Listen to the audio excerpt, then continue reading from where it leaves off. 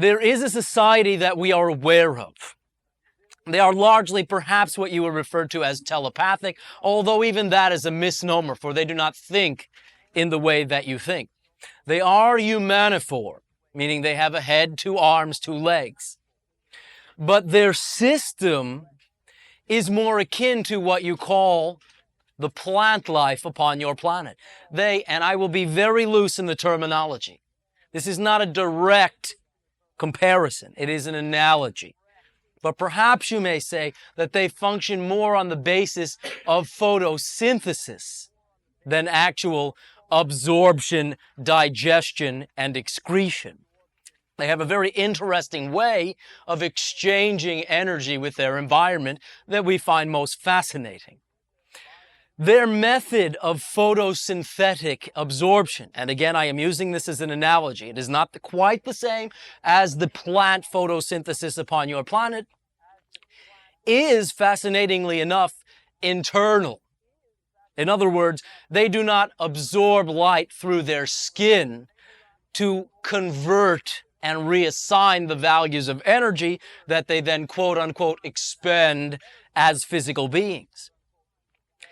They have what you would call a very rudimentary, a very basic system of absorption, but it is not a system of digestion.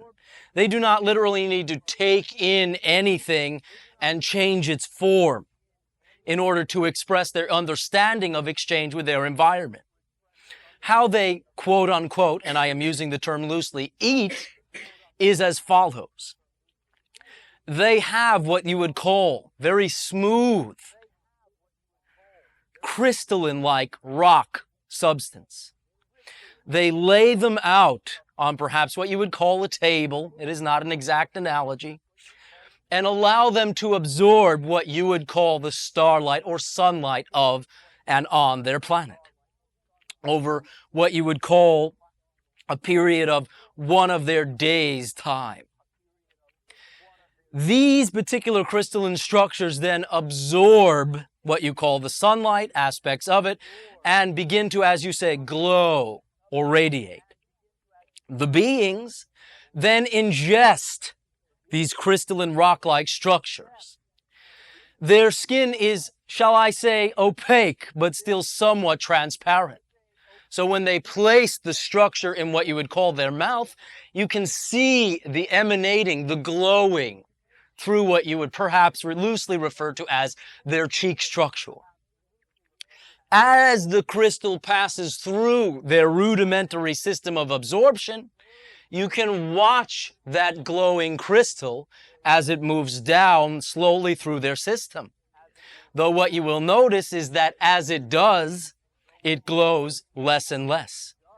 They, quote unquote, and this is not the way they represent it, but it is the way you would seem to understand it, absorb the light that they had, quote unquote, stored within the crystalline structure.